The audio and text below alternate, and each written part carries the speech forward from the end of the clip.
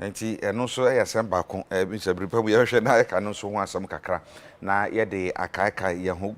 Good morning kase ekode ama Joseph Amuako ebi no so fra wo yaw Adekye.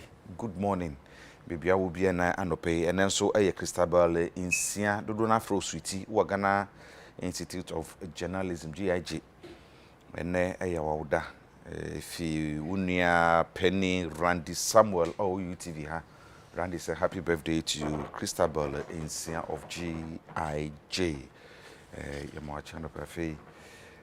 Police is saying IGP. You're good morning. I'm saying, Samba Kwaha, when you bring one pa, police arrest police. IGP, we J. Nasim Kumakra, and Chronicle, and as some was a police in. To me, I for can be so akokoji obisika arobo be $209,000 US. Emma IGP twa butu nyasem kuma kose obi nhwehwemu akosi ase pi am ye hu nipa poten a sade omo hye akire eno eyasem a ebidi hu komo enanope afa no achi nso asaba ko ebidi hu komo eye COVID-19 bebia edru ese nipa 464 ena record no chiro to home no yebetuma ka se wo mo ahwero mo nkwa COVID-19 other women new cases 765 and confirmed cases 71,533 and active cases 6,411 na no so ya sama yebeka wasama fe Supreme Court ene Supreme Court be rule say a regimensa so obema kwa ama na begina dakam am ya tutu na no ana eno so yasemba ko hwe ne di ho nkom na so far de menya no ofie no be hye nkom hwehwe na se Frederick Kofi Ameyaw MP communication team no waka ho bi wono no abeka me se ofie ha yebedi nkom hwehwe kwan se NDC for so ana mu senior amato nsa na se omo yi ni so womra no obeba oba ni nyina yetoa nkomodi no so Ameyaw machi ye nyu eja official paso ye nua bibia bokọ de nyame ne hene ye de urade ase oni medini yeso ye de urade ase medidi yese oni wadini ye afimu menyankopon ti ase amen ye da so ti ha ye adwuma die me hu so pejawo oyo kese na adom because na say o di hini mi hu na o ya ade so me bo wa baso ni adwuma pa efatawo na se urade ase wa ye adwuma medase wa ye adwuma medase mampani na menene wo case kitu abi sa say ntoma no o ya fa me kon ho nti man dey share debate TV so na me den sa ba me start a share wa da say numre na ya o si say numre me share say me share wa na so hu am ne be ba bibi owo no obi pi na me jira gate ya no mati wa da share me dey share no ye hwe COVID-19 wa de akiri say de yakeka koi ene according to Ghana Health Services no mame hwe no ha na yentumi nka ne yie wo hwe a active cases no aye 6,707 and one more anya bie aye confirmed cases no 72,328 and new cases aye 795 nipa wo 472 nipa recover 65,149 yare na hyase mienu pe na wo Ghana ha March 12 nti se March isamba na afinie mienu pe no sese no bibie ne nam ye nam soro pa wo mse ye de na nuru suru bebere sa man bi de tie de but ye de no ye hu ne se kosoro dodo esanse ye de na ye se ye ka okay. Are we doing something wrong? What are you doing wrong? And eten ye ye nye ni ye nti a ye na bebia ni nam yi na ide nso na sese ye nye ye anu nti ye ni na bebia ni nam yi unze mamenchia na menchia ahwefo ani etiefo Supreme Court no aya na some use bro say double barreled questions. I think the questions na ye bia question ba ko so wo mu krabata bebre COVID na engine tum say ehu yare a ekun nipa na aside say what health implications na fatal ebetimi am wa hwere won kwa no esa wo economic consequences say immune system kura ye na say we asymptomatic yare ni chew na ebia embo won to na uye okay but yare no wo you know unipadua na se yehu say you positive it affects you economically that means untimi nkomba it say opi abonten a what the best sign obi nti kane no nanka ebi a utimi kodidwa and statistics be available yenua mo asebi omo ton ade wo kwan oni ade on the average no a day no munya 5 cities what I say so imagine a week be na abenya nanka watena fie 10 days nti apart from say ebi apomuden no honam bedodo na se nyame ambemu a obetimi ahwe won kwan mpo no eye usika asem afem no so etimi how kakra ena bruni beka bibi ye fe bibi socially say ye ho kitawudie ne ye nkomodie mu no say yare no etimi ba eye unipadue mu a etimi limit onye say etimi limit how you can socially interact with people. That means to me kaka ye hwe kran kasa nkaja ye pon anwumre si ya na akopa bebi atena kakra na nka memenda na efie da na do ho hwemu kakra kodi asa bebi ya ano ehia pa o very important. Unfortunately because of COVID-19 no sa nyoma ni na emba so me kai mre bi atwam yare ne ba foforo no unua TK Efrem santam na me wo adwuma mu no ha na no bisa se nya be 50 cases near there na US so emu and no na me dey be some question be pa as we speak in the US no over 400 almost 500,000 almost yen kan say because it's around 467,000 and the US nipa ni wo US daily no last me hwem say no say na nipa be 2,700 and something and the we en rank kwa e wo US o man no so nipa no do so e de na o mo ye wo ho a woman anyenti a eduru bebi eduru no na de na omo eya ebetumi ahwe ne abre na se ne so etumi hwe bibi de free USD no mu yen sha sen free Ghana de no bebi a me medwen say the time go for USD no ban say opportunity ke bi say me say e de ne ebe ya yen dru USD no na be me say na ahoma ne mu twa sentiment ansa ne ye me ka be ka say ana me ka say yen di yan hye ye ho so ne yen di ye ho ni a ye cases no wan hwa ebekosoro akoso na said ye suro say US for the na kodru no yesu ebekwa kodru so in the nutshell what I want to establish is say the reason why you witness a search and I say cases ne koso no is say be ye relax kakra na ye ndi ye huni ya nhye ye ho so especially during late November December, early January, according to the science and data and the statistics available, indicate say which cases a cost na after those periods. So for me, because say be mask na or say yes no na yenhye na ye pie kom montia or say ye tete ye ntamo na yembo dompem ewo baabi no ye to ni na gu ye na maka ne sa se bi me yi ya amanyosem for ya amanyosem so yes me so me yi ehun free mu is say sempokra no technically yeah ensure say people will socially distance it was not working and then the optics say ebia you be call rally near call work be even the optics alone say okay o mutumi bodompem mutumi bo chenku say more 90 even though you might you be share mask there but the ordinary Ghanaian might say, oh, yeah. What I say, oh, you to say, yeah, the next and you know, Sanyo way nana, me GD say, Aqua ama ye cases no, akoso.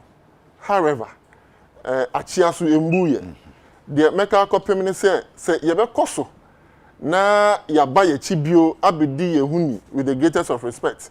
Na ya discipline.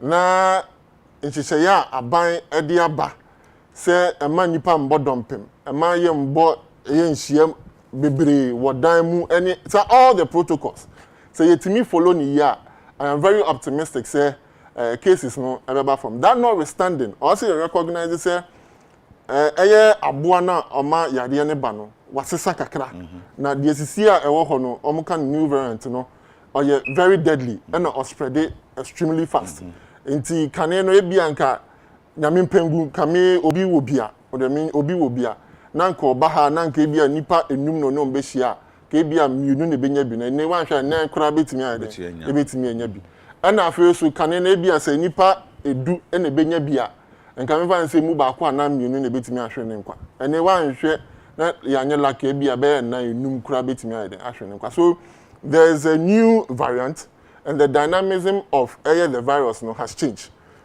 Unfortunately, no, your lifestyle no ain't changing yet to match up with the new variant. We keep thinking, say the old one na never na ensure that faster and na yebu ye ni egusu no no da so and no suban ye da so but sa suban na aboa no asesa into ase ye sesa ye suban to match up aboa no sune ne ban no. What I say mitimu say si etimi ye ne saa ebe boa ye wo kwan bi so.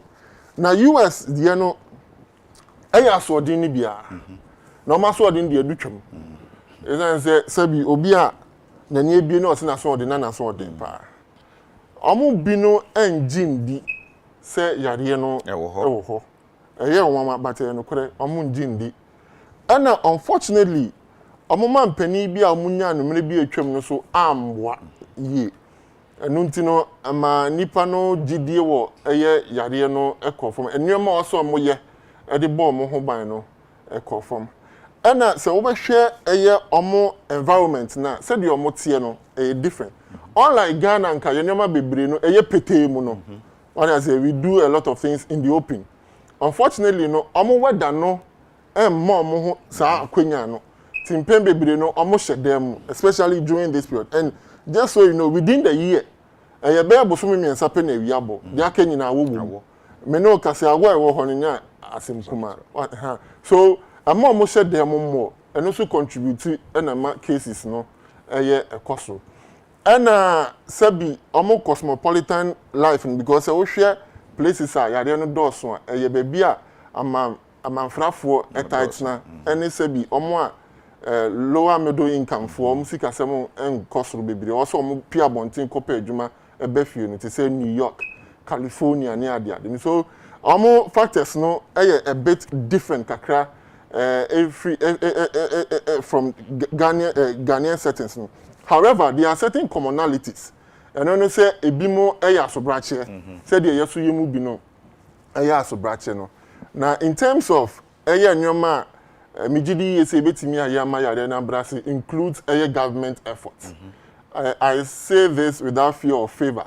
Say oye comparative analysis of eya mitigating factors aban de egu apono so ana odi egu kwan mu say the bema yare na ba forma Ghana by follow the best practices to anamwa nka also containing virus no na de bia meka ne say ba apomuden any ankasa ye bambo a eya anatimamufo no a lot of the responsibilities no rest on us onye de bia na ban also kan ye so emeye ye ade a also ye amoye ankasa mpo ye nya nkwa ana se bi yetena ewiase esan se upia bontina wo kwa ubon se ebi mu nhyɛ mo mask no ebi mu nano eno achi na menam kwan me drive wo kwan mu se nipa be miense nan o matena se akonya bench bi kuma bi na mo di nkomo mo nhyɛ mask na me yam crash ntino mesre se ye wasodie because aban no the responsibilities aso ana wo hwɛ sika a ode kɔ the fight against covid no mu a aso yie pa nti yambo aban na sika ne bi nka na onfambo oman no ho bra wo kasikasamu yi na meba mu se sika aban de ko okwan a ye fa so eko covid no wa fam no hu ne se sa na ye se ye fa de ko ana sanse de enimu ne se ye call lockdown no enuane ba ko menum ye se bi fa mia kakra duane bi fe ye hwe ye ja ye se ye mra no nyama hodo bi a mo ye de abo ase de be ye sika san betumi agina and also another thing.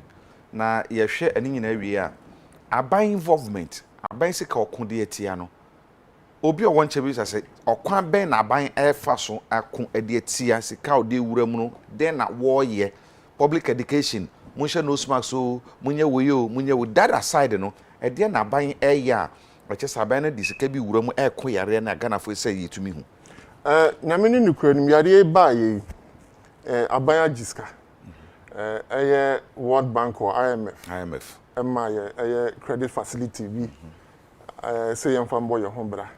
Afe so ankura bi so aboa kakra. Na me ni Ukraine aban we abon home mode. Me nka say 100% there. Nemo no enyoma broni beka mitigating factors, which includes say obe support ankura and sometimes empo enyimekuo ama omo mu apeja and ometime gina monas in the midst of this global pandemic, to the extent say or the dedicate 750 million edema small micro companies say bi omo fa ensure madwuma mu no kakra, even including the media, so enya omo echefa aban eso ede bibi efe ne care COVID-19 alleviation revitalization support buy. What's the media nyane chefa? 750 million no. Now it included the media. So betimi bisa for that desian ka obetimi ama unchiremu say bi aban alert almost said there is this credit available to the media houses as well. And American sikaso ayedema companies nkuma hodo. And then said they can lockdown no nyane kakra itimi ma omo ebeyedin. But that notwithstanding, there's something ABI announced muhu ye. And only say in the midst of all this support, direct support, yedema ankurankure no, there is a need to also ensure say the economy will withstand the challenges, because say we share COVID now a limited supply, not just goods and services, but also funds, sika. It's say we share OECD according to their report. Sika also in co-developing countries about 700 billion US dollars, and because also chiro. Enti sanoma we nyina koso na afi wo hwe foreign direct investment abrofo se o meba kromu no are na also bakromu wo mreko ne man mu omo chiro mo. Enti all these limitations no will require the government to ensure say financially and physically obebo ne homodin say sika kakra obenya free baby no odi be cushion the economy, say the economy ne be den betimi agina, because it was projected say one hwe be call negative growth. But enam share papa aban we di buy into Sisiano, we are around by 2%, which is the worst in the Fourth Republic, but because of the COVID. But in the midst of all of this, no, your boy your home in India. That so we share baby as ikana kwa media say ne say aban timi tua Ghana efo adwuma efo eka na bosome so na yenya obi oye adwuma ministries and complaining say aban timi tua meka na contractors no yetimi tua ebimuka na statutory obligations I say aban ne de call nyumekuo any agencies ahodo no aban timi de call sisi ade a. That goes to show say sikana ye gigi no and ye koso gigi no say bi ye de nyuma pa.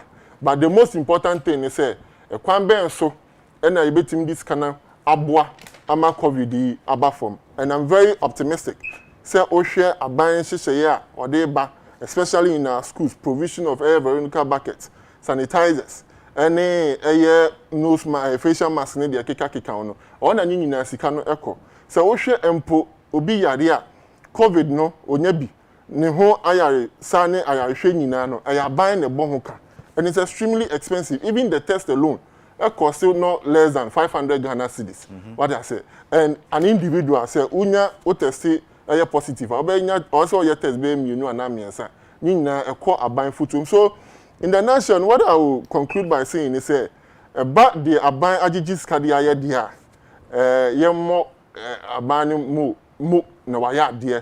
There's room for more. Okay, testing now.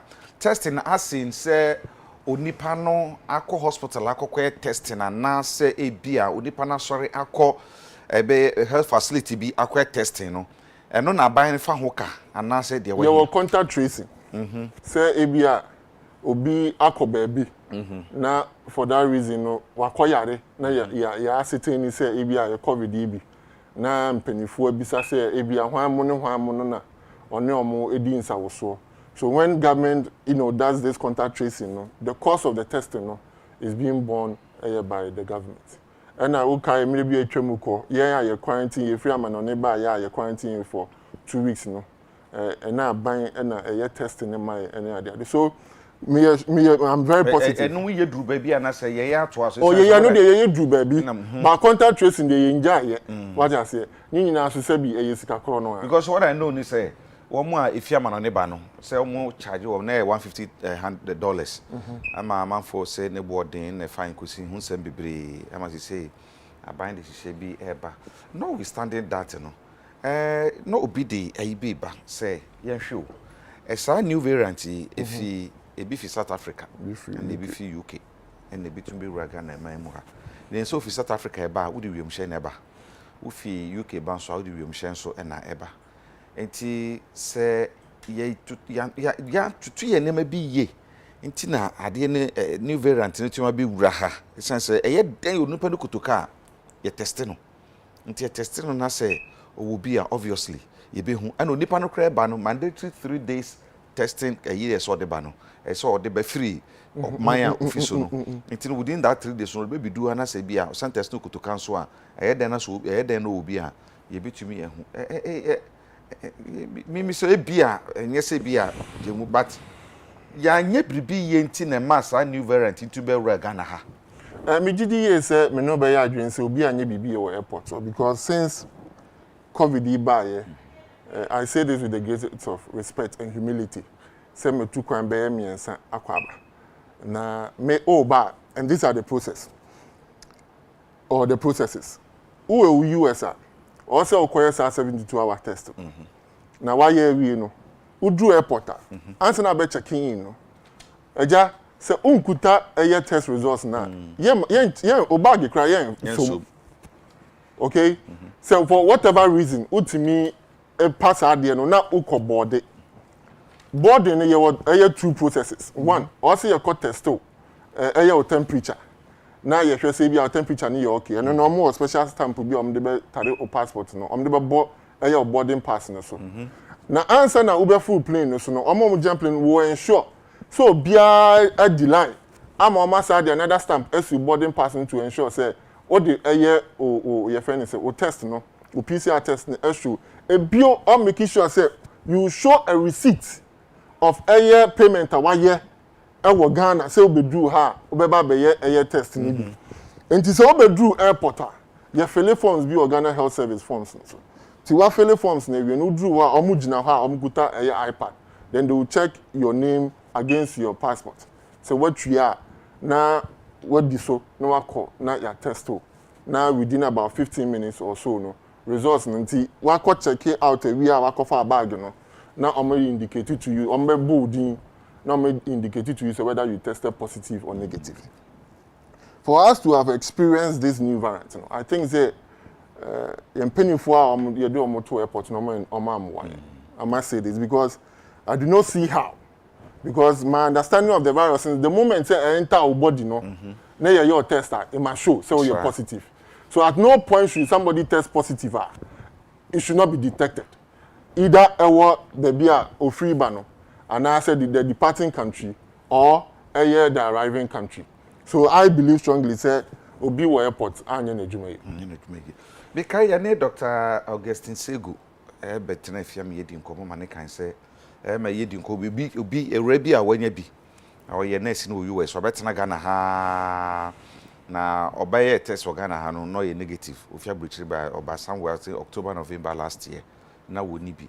But by January mu ano oba benye business onya no Ghana ha bra wo ba ye no na o ka so kwan ye fa so ye test no okutuka no aya na enhyeda nye sede se ye no sanse edua na ese de ade na ese de hye o minimu no ese de hye du level bi ansa wo setumi na se de be hye hwene mu so a ese de hye edu level bi ansa no watumi enya ensu a wo hia no wagina so e de aye test no na so e de de fafa ye anu ha ya baby ya na se eno anu no nti e ba betu ja se bibisa esi nti se no moving forward no I did argue say se ye esa se yare no ade achi ade esa nyina no kwa ne kosoro and some of us have gotten the opportunity to say between akoko hu bibi no mu dankasa ne ti bi omu mu ankasa pa enye izekura se de ye hunu no nti ade ne se ye ni yetumi si ano se yetumi ye si ano ye ma no home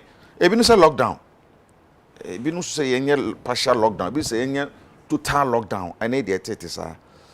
Why dwene mu no den na wo gidi say sese ye? The mujidi ye say or say ye say one, we need to identify a baby a Bonibecan super spreader.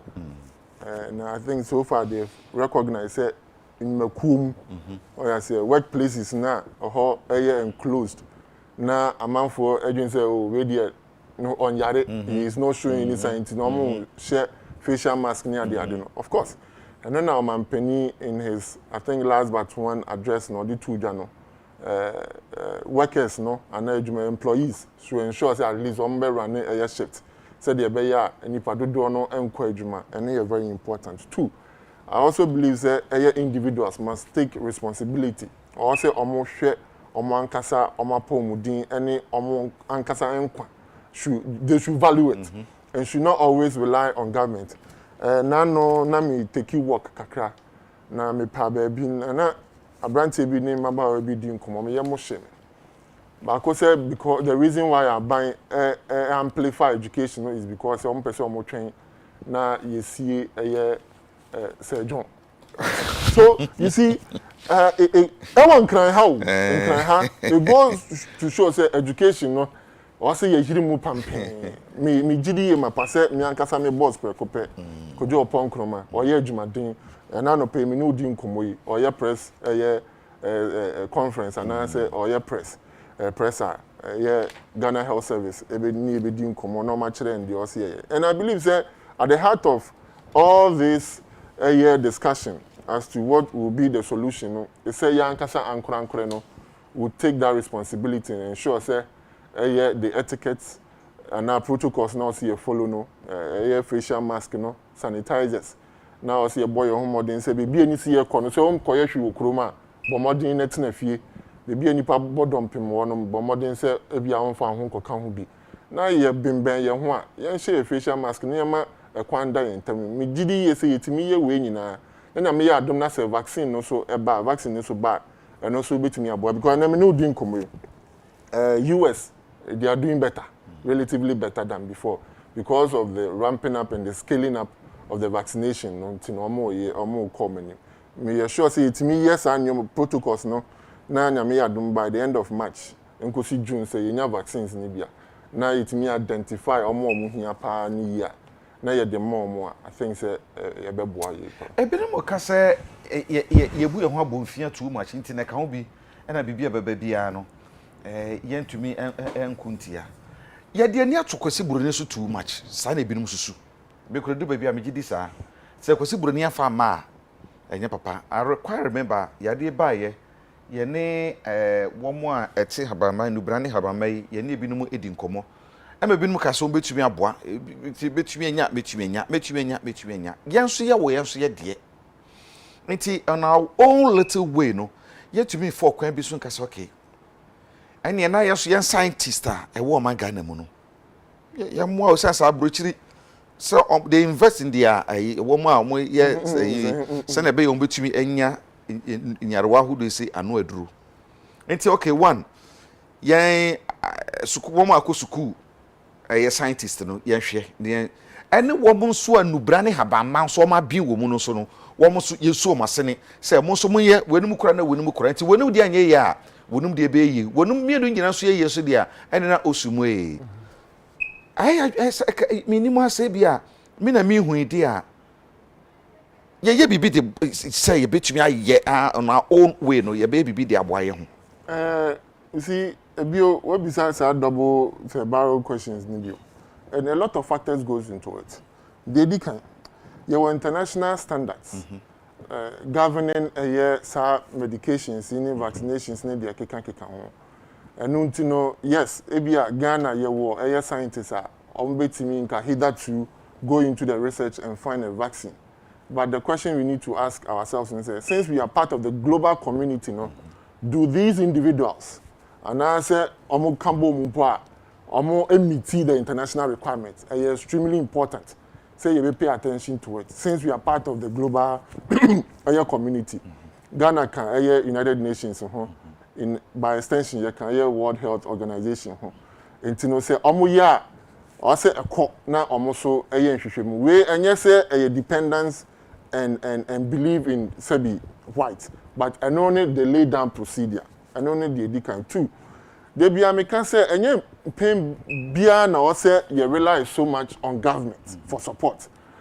The Kromo you were herbalist, you were Edumekua Sebi, Amoye and Dumbra, and Ahabai in Job. Amo akọ many man kasa omo ade omo ho me pese me body. Why don't they come together? I don't know omo bambum regardless of ebia omo competition no. Ni en kasa ebia company A, B and C and D omo back together to ensure say they research into the vaccination and now say a solution for the COVID-19. Na say be omo ankasa resources because at the end of the day say ekoye na say di ya awo omo amoho. What I say, and also you too. Also, I believe that there is a conspiracy theory that can be disputed. Say, once it's coming from Africa, no, it's looking, you show motion with a particular eye. Say whether a papa, should we accept it? It will go through a very robust scrutiny. And because of that robust scrutiny, a bit discouraging. In fact, even vaccine from Russia is looked at with a certain perception. Even vaccine from China. Say no better what is it Chinese for air vaccine.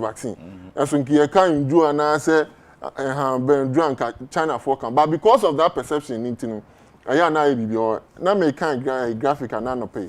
South Africa, AstraZeneca, US, vaccine of the South Africa for now against the new variant now, and yet 90% effective and all of that. So all these factors exist. I believe say and yet say ABA, a free young kwan you say ABA, you boo your habon, and the challenges no, now sometimes no insurmountable for them to overcome. And ABA Kobasa, but say you pim koyanim na inyajide essence inyajide you essence say wo epidemiologists, any virologists, any scientists, indeed, Sebi, Ambrasimo, yeah, United Nations and experience and see and witness the contribution of other countries, including Ghana, in the midst of the global community. No, I can say without fear or favor and boldly and with all the confidence I can gather and say, dear pa, in all aspects of our lives, either ICT and our management of an economy. Ghana so yeah, so I have no doubt that Ghanaian scientists can discover. However, challenges no na kesia. By the time we do on one shana na bemobu. Challenges are enka sebi abrofono betimi akle free ho amo scientists. Probably we might not have that capacity. The infant said drone na organa na beji yen. The infant say malaria drew. Yenum say you betimi adi haban we akabum wo no ma malaria no ebeko. Eno no internationally no and sa hihye no eheda eni hosa. Internet so yanka say yafam no yensu tumi nya bi say when ye na ebeboa yen as Ghanaians as a country yensu yen so okay yensu ye na ye de ma yen ho.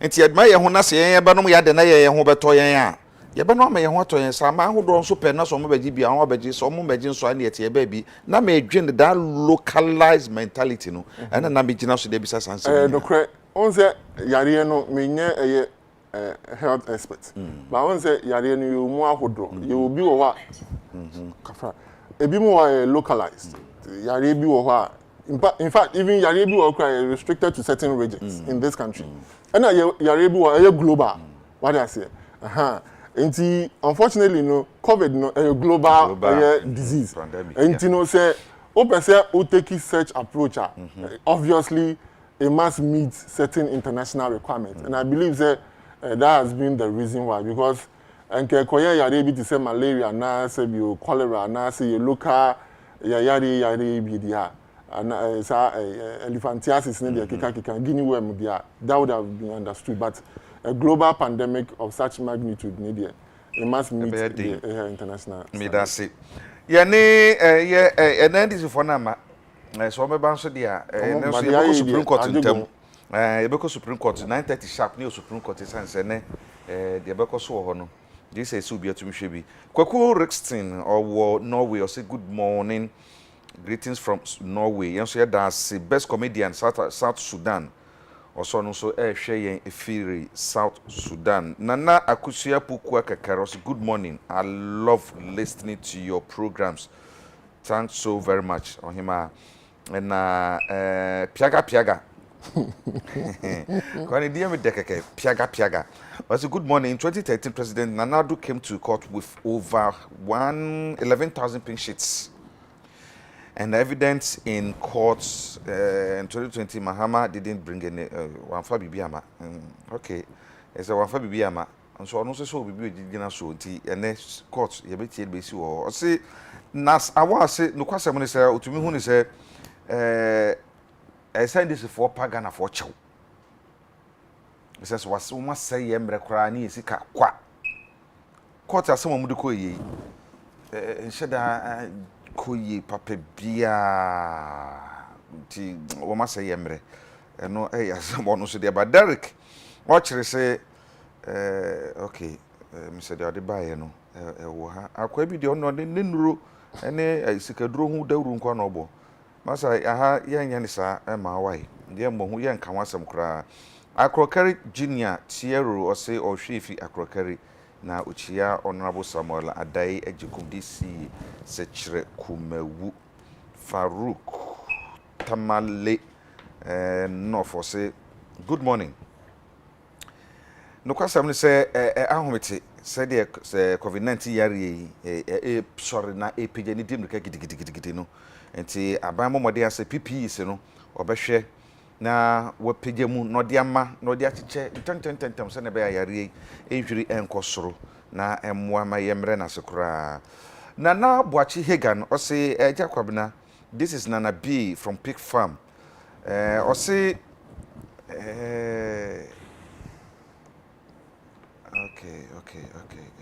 okay or say my main swimming for my drink emra e wo sa yare e ka COVID-19 yi hu na de tie ne say machines and fidie ye dey test no ene ne ma ye dey test no enye 100% e say they are testing nyina obeye nyina pepepe du ba bia ba ku menu miesa bi wo ho a e bia you miss those ones no no so ebetumi aye bibia ebe ma yare no new variant ye ka wasemi no ebetumi ewro manga na mu sanso na edu bedu ba bi so bia no nipa no virus no wodi mu so no enuru ba bia wo betumi ehunu se yare no ewodi mu ankasa ento testing na ebe negative enti no so nyina ka ho bi enama we nyina aba eno we free Nana Boachi Hagan na bi owa eyepi fam ne de odeba Honorable Abedi Kwada Sukuma se ye behwe na yaka o message raba meje bre na maka wasam na yen court ne yenhwe enra cross examination ne koso final the last witness for the petitioner onunia owura Rojo Matinunu oba be yi nsama hodo ano afi yesi Nanado no witness Ede ene Supreme Court decided either Jane Mensa ebe jina dakam anase wo ginam eja mamindi kan ka sebi enka the normal practice ne say asem wo court and kan ndi hu nkom na so asem we wo eye dimension bi wo ha o say ye di hu nkom a ye betumi di hu nkom na mo ye nwuram ye be fiafia no correct is say they are interested parties are almost no be here nchiremu wo ye nchen is say the course of court no legal balance no brofo no bia no montiase they are kwakopem ne say electoral commission penny oda no ma mi Jane Adekye Mensa ne lawyer dia beto court say enya ade a obeba begina adakem na yatotototo na no based on the fact say omo hwe ensemo a omampani dada John Dramani Mahama the beto court and the evidence or do you see here and any witnesses are audio mobile no omo believe say the of course court no or determine case by the merit of the petitioner enti no omo hwe petitioner no onyi na so papa for that matter no omo mba and I think strongly say technically and legally it makes sense to me esan say the NDC must prove also omo kire yen say omo wo case na eja ansa na no me meka say petition a call a year Supreme Court 2020 elections dey I feel say NDC and omo done their sense of entitlement omo ama anam pese yeti ase say so mo am be bu man na say bi obi fufuru bu a enye enti no say yakoto abakra na indications actually say omo lose they still want to struggle. That is why by and large no mo petition no omo dey akọ Supreme Court no by my estimation and what I've read and what I've watched and listened no a week pa ebio I believe say they are abusing the constitutional provisions and more quite so Supreme Court. We are sure. I'm very positive. So more abuse the Sanka Supreme Court no so international say. Yemran say now we abuse the Bama ho kan say bra be na be say Meba. The reason I make us more abuse the constitutional provisions available to them they say indeed omo e court no na court e kan omo nsem nyina no court arriving at 5 issues. Say say what reasonable course of action. And no chair say wasem na wo de eba court no wo gidie say ubedi nkunima na de tosum yenu say electoral commission no say auditor chairman de kan wa na say oyi free mu a emiti the constitutional threshold satisfy article 63 clause 3 no say obenya 50+1 ebio say okeka emano ebomu a NDC for kan pardon no. Does it affect the declaration of the elections? About to so bibenya the constitutional threshold 50+1. Now, Oshe and someone NDC for the Akodan court now, they don't satisfy these requirements. Indeed, I'm quite no evidence about Kokora anko. In fact, say utie the cross examination between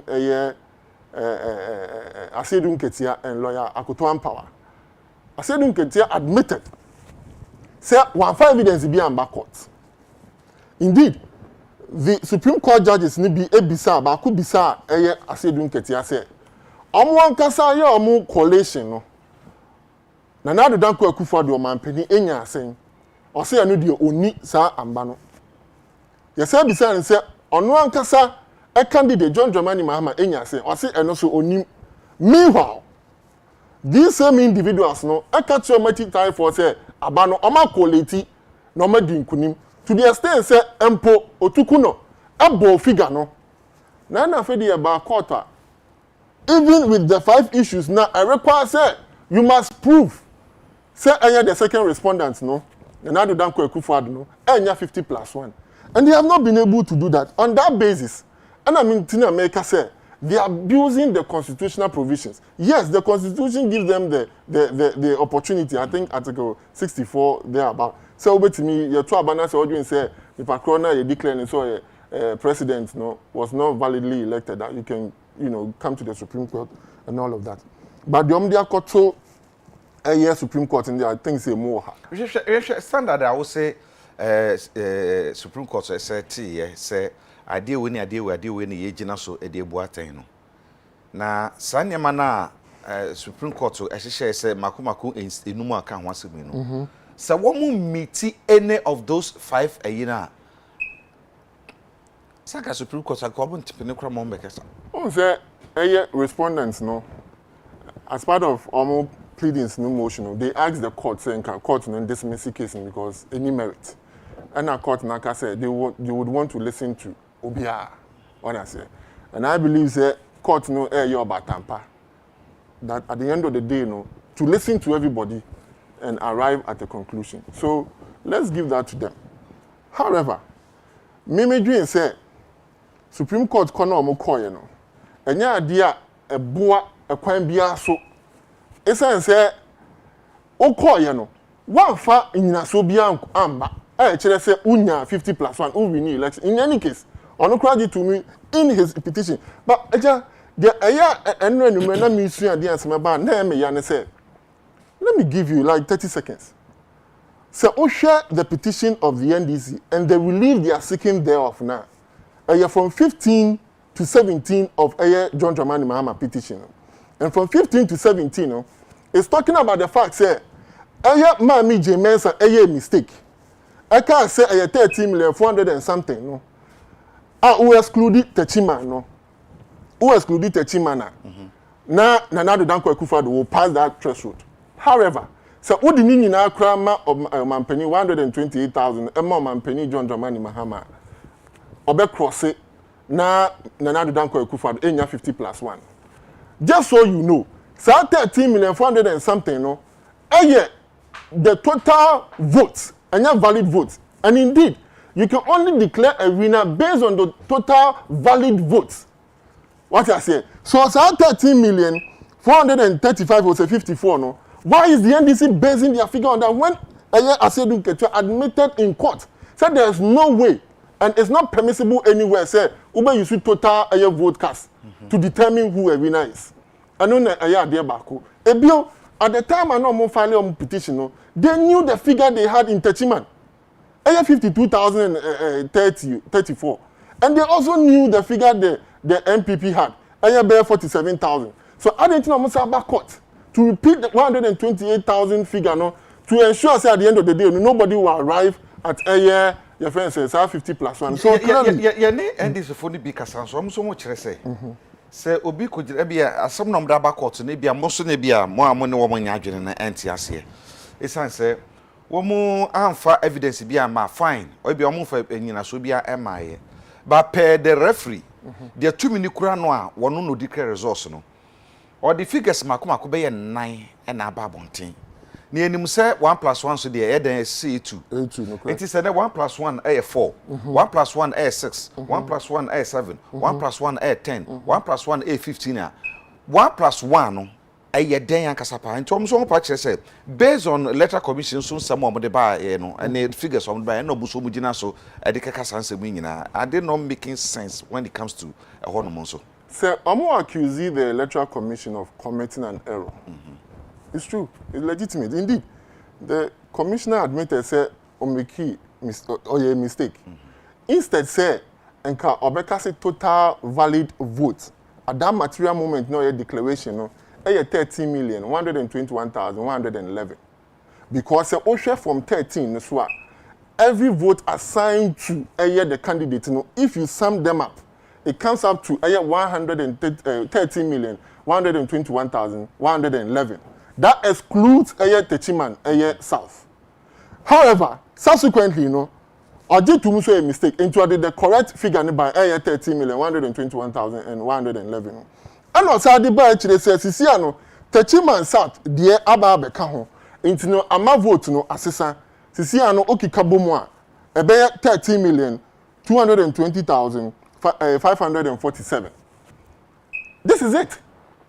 And again, se emposa wo hwe inform so a oye anuntino eye NDC fo gina sna na wo ye calculation na lawyer akoto ampa ene general say edun ketia eye no at all material moments you realize say the MPP crossed the constitutional threshold of 50 plus 1 at all material moments. So indeed the point needs to be made say NDC fo di omo echi tafo hwamo because they had no case at all. And I have said somewhere, say, it's because their candidate wants to continually be relevant in the political ecosystem. Say the best staging will come back in 2024. Otherwise, when your case, I said, young camera book kurada, near Kotina Mrademoda, Nemo Yetimia Kinkania Tiasia Kinkanya, Sabia Nyaju, and Tasumu. And Tasumu, I don't know my court to whom some Mubemu says Supreme Court to no senior court to Kuma, at Timofo honor, a Timofo to Churu, my Ganamo. A lawyer for a woman afa, a lawyer for a letter commission afa, a lawyer for a petition anafa, Womsunina any mumrapa. And till say as someone in so be a who has from the court. I don't think San can be a Supreme Court by Peniscra some of us as some Roman can then Nimo or Mobile who has a mass Namukom baby. My answer to that question will say the respondents in the first and second electoral commission, His Excellency Nana Danko Akufo-Addo, has asked the court to one thing. But court also believes that they need to listen to as to what went into that determination in there, the respected view of the court. I know they to me, but I also have an opinion, and my opinion is that based on the fact, and indeed, yambo Supreme Court abaso so o ma ye tie NDC for esan se senke ye tie NDC for ana nke ye gya ye na nko ma nko court ana nko mo kan o ma chitafo gu monten ana o mo shitais o mo se nioma enka mboa ebio senke yanko Supreme Court enke ye nko hu de ye hu ene de yati yati akopim se NDC for kra se abana amuka so madu nkunim mere bi atwam no na omoboa omankasa ase du nkete in the court of law ase wankasa petitioner no win election na okansa okansa video na video na wo boy no okan ba bi se ase abaton ba bi ekono parliamentary no resource no 141 which was a lie no ebema Owura John Dramani Mahama ebema no the majority to lead this country. What does that mean? Ebema any ama nsusu nim. Nsusu nim. Nsusu wo ebema any say ama. Ona nsusu wo mu ma ba no se ade ne ebema any say ama. That be at that material time na all can say ebema no na ngina so be no gina so. So ohwe de we say de si ko no a. De na ohwe a. Ohwe about on say de nsusu so ni si ko no. E de ngina so na no de hwe. About so no mo kenkan no.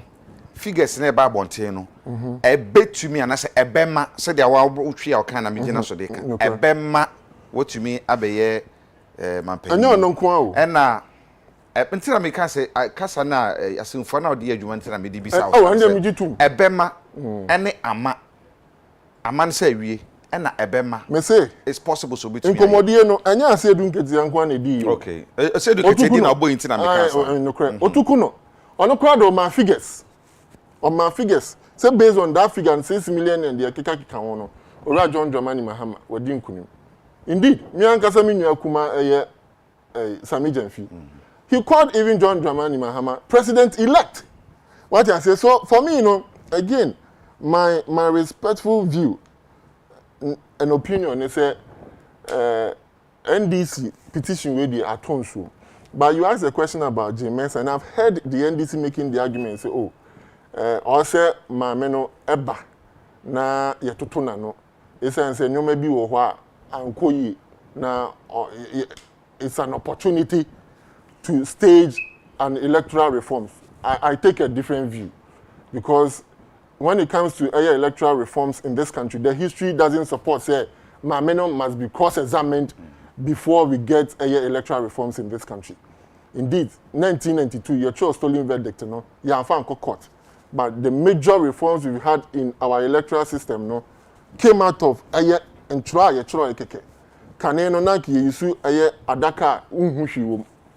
Ye de abani tuma you don't know if ebi wo mu dada ene yasesa no MPP any dom kuma no at that time any advocate for the ene inter-advisory committee party advisory committee IPAC NPP for omo kasa ene kofa ba and now you see a voter register. Yeah, you should district assembly common, district assembly voter register. No, a MPP for the cover back. And when you look at all the major electoral reforms, including the biometric now, because of the MPP, not because we went to court. Indeed, so share article be a Professor Jampu a Troye or indicating say Empo Justice Atuguba a Supreme Court say.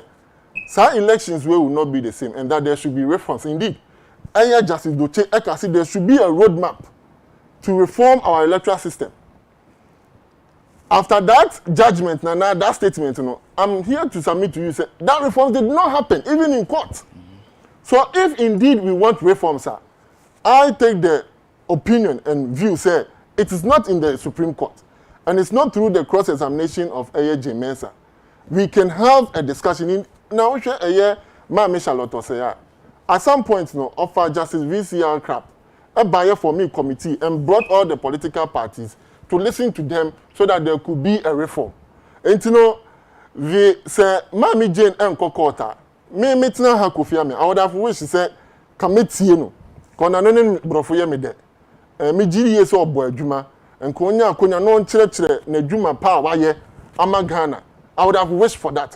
Unfortunately, legally, the NDC an opportunity because they didn't make any case. For now, no court no and take a decision and see and say so be so my no court and shada and sudia and no be sudia to so muka say or be so mo no Supreme Court pen for the between sin wugina and dey nti omunye sin wugina no be say yetumi sin people and ka say e bi obaba na so ma shift man oh betumi a kire wadwere wo say unfortunately NDC for enya ho kwan Mbisa sa nti na me kan say Supreme Court me too me dan say Shiftman also say I love how the sick Mr. Rojo Matinunu was very loud in the witness box yesterday. However, it is pretty obvious that none of the NDC witnesses was able to tell the court what the court that President Kufuor did not get 50+1% interest times ahead. Shiftman did not say chance nyame asamanka say proceeding at the court thus far clearly point to the fact that Kufuor did not win the 2020 election. Jane Mensah only declared the wrong result to sacrifice her integrity, suppress the will of the people, and satisfy the interests of her appointing authority. I'm not surprised she is now running away from cross-examination. We binomodia by a draw super papa. Ami aye sorry. What are na ya ku Supreme Court. And it's why ready there. And na make a copy say the COVID me here me. It's say ye nyina nim say Supreme Court case na wo no say bi. Emu o ha aye atenten huro. Na Mr. I can say yambo your home ban. Ghana needs you alive. And let's do the little things to survive. Yen say your facial mask no. Yambo your home modern. Yan huro yensa. Na yambo your home modern so say baby a nipa bodom pem no. Ye wo dwomu a yambo your home modern titi yan hontam we ni obedience awoso kakra wo say wo huro nsa ntentem no a yen di nwa ne papa. Izan say yare ne de ne aba abetena. Minti me nka say yare no beti ebe free entam kra. Na emo no yen di nwa ne pa. Ya haban ya yenua ba ya dawadawa ya ye kontomre ya yendidi bi na ya pomudin no mo kan say immune system no na kwamoa no enya ahoden se de aboa no to eye onipadua ni mu a akwamoa no ne nako na wadi ne sunkunim eno no obetimi aye wo bra se bi wudi nnuane pa na utimi etentin wapom nche se kogem o sori ahomachia obetimi kwansi bekwa ba obetimi fifiri kakra oba odi nso abegu ho na waye na waye free fine kakra Freddy Kofiame ya meda say enshira amuase good morning eja kwabena watching live from Alajo ya da say so hwe if Alajo Aubrey Brown good morning eja kwabena you are looking very meda say I know what that ya temase or no na eja I know address me say kudos to our MPP guy na obi bo abaswa kojo free body say bet sure ever COVID-19 is real let's obey the measures we and somehow do be na ebinom de ba dos papa e betuma kenkan nyina na so ye bre nti let me say NTB Supreme Court for ebetena say na fe the song de ba no omutumi e de aba na say na UTV ya hyemo no abre ne bra no ye koso Supreme Court nyina no ya de a ye ekire mo na mo hwe nyina nti ifiri ha ye ko Supreme Court na yakokutie de wo mo beka ene gina Supreme Court bi say anyebia Raji Mensa obegina daka mu amatotona no ananso se wonyina daka mu ema ye ntotona no nti UTV de ho se bebre ye fia pe ko direct na fia kokohwe na ye hu se de sitie onabo boyla ye Ashin brother good morning eja kwabrani ye ho ya do mo chine be hia edamu nyina ase yakram